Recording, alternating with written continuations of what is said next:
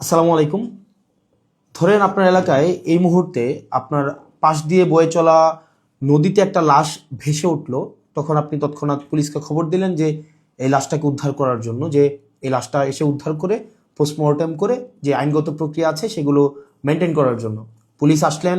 Police এসে সেই লাশটা আপনার বাসা থেকে ফর এক্সাম্পল 50 কিলোমিটার দূরে আপনার সদর হসপিটালে নিয়ে গেলেন। সেখানে পোস্টমর্টেম করা, সেখানে হচ্ছে ডোমকে রাজি করানো, তারপর হচ্ছে জানাজা, দাফন কাফন, এই প্রত্যেকটা কার্যক্রম পুলিশ নিজে উপস্থিত থেকে করলেন বা করেন। এটাই, পুলিশ ছাড়া এই কার্যক্রমগুলো কেউ করে না। অথবা কেউ হারিয়ে গেলেন, অথবা কেউ আত্মহত্যা করলেন, এই যে কার্যক্রমগুলোকে আমরা পুলিশকে দিয়েই হচ্ছে আমরা করতে হয়। এখন কয়েকটা প্রশ্ন এখানে। আপনার বাসা থেকে বা নদীর পাড় থেকে লাশটা জেলা সদরে নিয়ে যাওয়ার জন্য যে খরচটা হয়েছে, অ্যাম্বুলেন্স ম্যানেজ করা, ডোম ম্যানেজ করা, হসপিটালের যে খরচ, এই খরচটা আসলে কে দেয়? এই খরচটা দেয় হচ্ছে সেখানে নিয়োজিত যিনি দায়িত্বপ্রাপ্ত এসআই, কনস্টেবল বা যিনি যান, পুলিশের যে সদস্য যান, তাকেই কিন্তু এই খরচটা বহন করতে হয়। যেই 10-15 হাজার টাকা খরচ হয়, তাকে এই খরচটা বহন করতে হয়।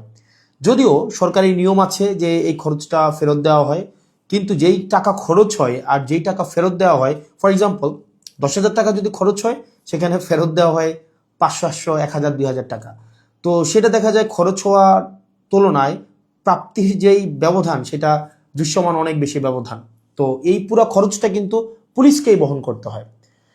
দ্বিতীয়ত হচ্ছে, আপনি যদি আপনার এলাকার থানাগুলাতে যান, থানাগুলাতে গিয়ে যদি দেখেন যে আপনার এলাকার এসআই, কনস্টেবল বা আপনার যারা সেবা দিয়ে থাকেন যে পুলিশগুলা কোন ধরনের পরিবেশে থাকেন, আপনি বিশ্বাস করেন, যদি আপনি ওই পরিবেশটা দেখেন, আমরা ইউনিভার্সিটিতে যেভাবে গণরুমে ছিলাম, এক রুমে গাদাগাদি করে অনেকজন, ফ্লোরিং করা, শুধুমাত্র তোষকটা থাকতো, উপরে ফ্যান নাই, যথাযথ পয় নিষ্কাশন ব্যবস্থা নাই, তারপরে হচ্ছে ভেন্টিলেশন সিস্টেম নাই। একটা মানবীয় জীবন বলতে যেটা বোঝায়, আপনার থানাগুলোতে পুলিশরা সেই ধরনের পরিবেশে থাকে। এখন একটা পুলিশ আপনার ডিউটি করে এসে রাতে যদি এই ধরনের একটা পরিবেশে ঘুমায়, আমরা কি তার কাছ থেকে প্রত্যাশিত সেবা আমরা কিভাবে এক্সপেক্ট করব? মানে এটা এটা একটা মানবীয় জীবন থানাগুলাতে আসলে পুলিশের জন্য ব্যবস্থা করা হয়েছে। এত বছরেও পুলিশ এই সেবাগুলোতে, এই মৌল মানবিক পুলিশের যেই বেসিক যে সেবাগুলা, সেগুলো এখনো পর্যন্ত কিন্তু সংস্কার করা হয়নি। তৃতীয়ত, সবচেয়ে গুরুত্বপূর্ণ এবং তৃতীয়ত যেই অসুবিধাটি আমি থানাতে দেখলাম এই কয়েক মাসে, সেটা হচ্ছে আপনার থানা থেকে একটা অপরাধ কার্যক্রম সংগঠিত হয়, ফর এক্সাম্পল 15 কিলোমিটার, 20 কিলোমিটার দূরে। একদিনে অনেকগুলো অপরাধ কার্যক্রম সংগঠিত একটা থানায় হতে পারে। পারিবারিক কলহ, মাদকের সমস্যা, ছিনতাই, ডাকাতি, চুরি, একাধিক সমস্যা সেখানে ঘটতে পারে। এখন প্রশ্ন হচ্ছে, একটা থানায় যদি আমার 16-17টা ইউনিয়ন, 20টা ইউনিয়ন, কোনো কোনো জায়গায় তারও বেশি ইউনিয়ন, প্রত্যেকটা জায়গায় যদি কোনো ধরনের অপরাধ কার্যক্রম সংঘটিত হয়, ধরি 10টা জায়গায় সংঘটিত হইলো বা 5টা জায়গায় সংঘটিত হইলো, আমার এই 5টা জায়গায় কিন্তু তাৎক্ষণিক রেসপন্স করতে হয়। এখন তাৎক্ষণিক যদি আমরা রেসপন্স করতে চাই, সেই জায়গাগুলোতে পৌঁছাইতে অবশ্যই আমাদের গাড়ির প্রয়োজন। মানে গাড়ি ছাড়া পায়ে হেঁটে তো নিশ্চয়ই এই ধরনের কার্যক্রমগুলোতে কখনোই পুলিশ তড়িৎ কোনো সিদ্ধান্ত বা তড়িৎ কোনো অ্যাকশন নিতে পারে না। কিন্তু আপনি যে থানাগুলো যান, দেখবেন কোনো থানায় 10টা গাড়ির প্রয়োজন, 6টা গাড়ির প্রয়োজন, সেখানে থানাকে দেওয়া হয়েছে 1টা গাড়ি, 2টা গাড়ি। এখন পুলিশ তার বাসায় বসে থাকে না। আপনি কল দিলেন যে এখানে ঝামেলা হয়েছে, মানুষ মারা গিয়েছে, চুরি হয়েছে, খুন হয়েছে, পুলিশ কিন্তু আসতে হয়। তাহলে পুলিশ কিভাবে আসে? পুলিশ দেখা যায় এটা ভ্যান ভাড়া করে, একটা অটো ভাড়া করে, অথবা দেখা যায় একটা লেগুনা ভাড়া করে, সেইটা করে কিন্তু তাকে যেতে হয়। ওই যে ভাড়ার টাকাটা, এই ভাড়ার টাকাটাও কিন্তু পুলিশের পকেট থেকে দিতে হয়। দ্বিতীয়ত, এই যে ভাড়া করে যাওয়া আসা, তার যে এই সময় নষ্ট হয়, সেক্ষেত্রে দেখা যায় যারা অপরাধ সংঘটিত করে তারা কিন্তু ইতিমধ্যেই সে জায়গা থেকে চলে যায় এবং আমরা সেবা বঞ্চিত হই। সেজন্য আপনি যদি পুলিশকে যুগোপযোগী করতে চান, পুলিশকে যদি আপনি হচ্ছে তার সেবা তাৎক্ষণিক জনগণের কাছে পৌঁছাইতে চান, অবশ্যই তার ট্রান্সপোর্টেশন ব্যবস্থাটা অবশ্যই যথাযথভাবে করতে হবে। আপনি পুলিশকে ট্রান্সপোর্টেশনের গাড়ি দিবেন না। গাড়ি বলতে এখানে একটা পুলিশকে একটা গাড়ি, এটা বোঝানো হয় নাই। একটা কাভার্ড ভ্যান দেন, একটা 10টা পুলিশ একসাথে মুভ করতে পারে। তারপর হচ্ছে একটা থানায় যদি আপনি 5টা 6টা গাড়ি দেন, তাহলে সেক্ষেত্রে কিন্তু ওই এলাকার অপরাধ কার্যক্রম অবশ্যই দৃশ্যমান কমে আসবে। কারণ পুলিশ ইমিডিয়েট রেসপন্স করতে পারবে। কারণ পুলিশ যদি ইমিডিয়েট রেসপন্স করতে না পারে, অপরাধ সংঘটিত হয়ে যাওয়ার পরে যদি রেসপন্স করতে হয়, সেক্ষেত্রে দেখা যায় দিন শেষে অপরাধী কিন্তু পালিয়ে যায়। সেজন্য পুলিশের দক্ষতা, পুলিশের সেবা যদি আপনি জনগণের দ্বারগোড়া পৌঁছাতে চান, অবশ্যই আপনার ট্রান্সপোর্টেশনের ব্যবস্থা উন্নতি করতে হবে। এখন আমাদের বর্তমান বিদ্যমান যে পুলিশ ব্যবস্থা রয়েছে, এই পুলিশ ব্যবস্থার থানাগুলোতে, আমি থানাগুলোর কথা বলবো, থানাগুলোতে তাদের অ্যাকোমোডেশন সমস্যা, তাদের বাসা, তাদের থাকার জায়গা নাই ঠিকঠাকভাবে, গণরুমের মতো তাদেরকে থাকতে হয়, এবং তাদেরকে যে বেতন দেওয়া হয়, এই বেতন দিয়ে যে একটা স্বাভাবিক জীবনযাপন করবে সেটা কোনোভাবেই সম্ভব না। দ্বিতীয়ত হচ্ছে আপনি তাকে ট্রান্সপোর্টেশনের ব্যবস্থা করছেন না যথাযথভাবে। আপনি তাকে দেখা যাচ্ছে যে আপনি তাকে ঢাল তরোয়ার ছাড়া, ট্রান্সপোর্টেশন ছাড়া আপনি অপরাধী ধরতে পাঠাচ্ছেন, টহল দিতে পাঠাচ্ছেন। সেক্ষেত্রে কিন্তু তাকে ট্রান্সপোর্টেশন ম্যানেজ করা এবং সেখানে যে ভাড়া মেটানো, সেটাও কিন্তু তার পকেট থেকেই করতে হয়। সরকার যে অ্যালটমেন্টটা দেয়, সরকার যে বরাদ্দ দেয়, সেটা খুবই খুবই প্রয়োজনের তুলনায় অপ্রতুল। তৃতীয়ত হচ্ছে আপনি পুলিশে একটা আমি অনেকগুলো অফিসারের সাথে কথা বলেছি, রিটায়ার্ড অফিসার, চাকরিরত অফিসার, তাদের সাথে কথা বলেছি।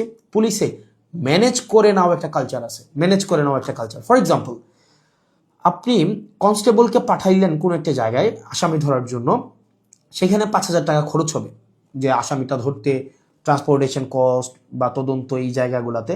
তখন কনস্টেবল তার ঊর্ধ্বতন কর্মকর্তাকে উনি বললেন যে স্যার টাকা কোথায় পাবো? তখন বলে ম্যানেজ করে নাও। এখন ম্যানেজ করে নেওয়া অর্থ, সেটা নিশ্চয়ই আমরা বুঝেছি ম্যানেজ করে নেওয়া বলতে কি বোঝাচ্ছে। এবং আরও শঙ্কার বিষয় সেটা হচ্ছে পুলিশের অনেক বড় বড় প্রোগ্রাম হয়। এই প্রোগ্রামে অনেক ক্ষেত্রে, সব ক্ষেত্রে না, কিছু কিছু প্রোগ্রাম আগে হতো, এখন বর্তমানে আছে কিনা এটা আপনারা জানাবেন। আগে এরকম নাকি হতো, পুলিশের অনেকেই জানিয়েছে এরকম নাকি হতো, একটা বড় প্রোগ্রাম হবে, এই প্রোগ্রামে দেখা যায় ঊর্ধ্বতন কর্মকর্তারা অধীনস্থ কর্মকর্তাদের ভাগ করে দিত যে খাবারের দায়িত্বটা তোমার, ডেকোরেশনের দায়িত্বটা তোমার, লাইটিং এর দায়িত্বটা তোমার। তো এখন টাকা আসবে কোন জায়গা থেকে? ম্যানেজ করে নাও। তো দেখা যায় অধস্তন কর্মকর্তারা সেটাকে ম্যানেজ করে নিতেন। তো নিশ্চয়ই ম্যানেজ করাটা সরকারের দায়িত্ব, ম্যানেজ করা তো অবশ্যই কোনো কর্মকর্তা কর্মচারীর দায়িত্ব না। কিন্তু দেখা যায় অধিকাংশ ক্ষেত্রেই সরকার যে বাজেট বরাদ্দ দেয় পুলিশকে, এবং যেই পরিমাণ পুলিশের প্রয়োজনীয়তাটা, যেই পরিমাণ আমরা দেখলাম ল অ্যান্ড অর্ডার রিস্টোর করার ক্ষেত্রে, সামাজিক শৃঙ্খলা বজায় রাখার ক্ষেত্রে, শুধু যে গুম খুন এগুলো নিরসনের ক্ষেত্রে পুলিশের অবদান বা পুলিশের কার্যক্রম বিষয়টা এমন না। স্বাভাবিক শান্তি শৃঙ্খলা, নিরাপত্তা, জীবনমালের নিরাপত্তা নিশ্চিত করার ক্ষেত্রে কিন্তু পুলিশের স্বাভাবিক অনেক ধরনের কার্যক্রম হয়। আপনার পরীক্ষার ডিউটি থেকে শুরু করে অনেক ধরনের কার্যক্রম হয়, এবং পুলিশের কে আরো বিভিন্ন কাজে ব্যবহার করা হয়। যেমন এটা খুবই খুবই, আমি পার্সোনালি এই জিনিসটাকে আমি সবার সামনেই বলছি, এই জিনিসটাকে আমি পার্সোনালি এই জিনিসটাকে কখনোই ওয়েলকাম করব না। অপ্রয়োজনীয় প্রোটোকল দেওয়া, যে যদি এলাকায় এমপি যায়, পুলিশকে দেখা যায় প্রোটোকল দিতে, অপ্রয়োজনীয়। দেখা যায় ওসিকে আমরা অতীতেও দেখেছি, ওসি সবসময় আপনার এমপির সাথে সাথে থাকতে হয়, থাকেই থানায় একটা গাড়ি। এখন একটা গাড়ি নিয়ে যদি আপনার ওসি বা অন্য কর্মকর্তারা আপনার এমপির সাথে সারাদিন ব্যাপী থাকতে হয়, যেখানে যায় সেখানে যেতে হয়, তাহলে ওসিও কিন্তু তার স্বাভাবিক থানা কার্যক্রম করতে পারে না, সাধারণ মানুষ সেবা বঞ্চিত হয়। একই সাথে সাথে যে একটা গাড়ির, এই গাড়িটাও কিন্তু অপচয় হয়। সেজন্য, এবং আপনারা জেনে থাকবেন যে এমপির সাথে পুলিশ সবসময় থাকে, কিন্তু এটা কিন্তু কোনো নিয়মে নাই, কোনো প্রোটোকলে নাই। এমপির সাথে পুলিশ থাকবে, এটার কোনো প্রোটোকল নাই, কোনো প্রোটোকলেই নাই। এটা আগে রাজনৈতিক যে কালচার ছিল, রাজনৈতিক কালচারে পুলিশ এমপির একটু নজরে পড়ার জন্য বা একটু স্বাভাবিকভাবে এই কার্যক্রমগুলো, পুলিশকে রাজনীতিকীকরণ হওয়ার কারণে পুলিশ যে স্বপ্রণোদিত হয়ে সব ক্ষেত্রে করেছে বিষয়টা এমন না, পুলিশকে করতে বাধ্য করা হয়েছে ক্ষেত্র বিশেষে। তো সেজন্য আমরা যদি পুলিশের সেবাটাকে জনগণের দোরগোড়ায় পৌঁছাতে চাই, আমরা যদি চাই জনগণ যথাযথভাবে পুলিশের সেবাটা পাক, তাহলে কিন্তু অবশ্যই আপনি পুলিশের, বিশেষ করে থানা পর্যায়ের থানা পুলিশের, কারণ সবচেয়ে বেশি কিন্তু থানায় পুলিশকে সাধারণ মানুষ যায়, আপনি থানার পুলিশের অবশ্যই আপনি তার আবাসন ব্যবস্থা নিশ্চিত করতে হবে, যথাযথভাবে তার বিশ্রামের পরিবেশ আপনি নিশ্চিত করতে হবে, নিরাপদ পানির ব্যবস্থা নিশ্চিত করতে হবে, খাবারের ব্যবস্থা নিশ্চিত করতে হবে, এবং তার ডিউটির এখানে একটা প্রোটোকল আপনার নিশ্চিত করতে হবে। আপনি 24/7 একটা মানুষ কখনোই, একটা স্বাভাবিক মানুষ স্বাভাবিকভাবে কখনোই ডিউটি করতে পারে না। 2 নম্বর বিষয় হচ্ছে ট্রান্সপোর্টেশনের ব্যবস্থাটাকে আপনি নিশ্চিত করতে হবে। একটা থানায় একটা গাড়ি দিয়ে একটা থানা কখনোই চলতে পারে না, 2টা গাড়ি দিয়ে একটা থানা কখনোই চলতে পারে না। আপনি পুলিশের উপর চাপিয়ে দিবেন যে ম্যানেজ করে নাও। পুলিশ যখন ম্যানেজ করতে যাবে, তখনই কিন্তু জনগণ পুলিশের একটা সাংঘর্ষিক অবস্থা তৈরি হয়। তখনই উৎকোচ গ্রহণের এক ধরনের বৈধতা মানসিকভাবে উৎপাদিত হয়। সেজন্য আমরা পুলিশকে এই ম্যানেজ করে নেওয়ার প্রবণতায় না ঠেলে দিয়ে সরকারের কাছে এই বিষয়গুলো নিয়ে আমাদের আহ্বান থাকবে বাজেট বৃদ্ধি করা, এবং সেগুলোর হচ্ছে আমাদের যে টেকনিক্যাল জায়গায় আমাদের রিসোর্স সেখানে হচ্ছে আমাদের ইনস্টল করতে হবে।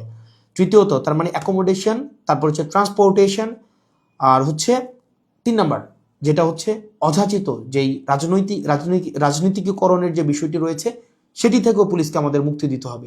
সাধারণ জনগণ এবং পুলিশের মাঝখানে কোনো মধ্যস্বত্বভোগী থাকা কখনোই উচিত না।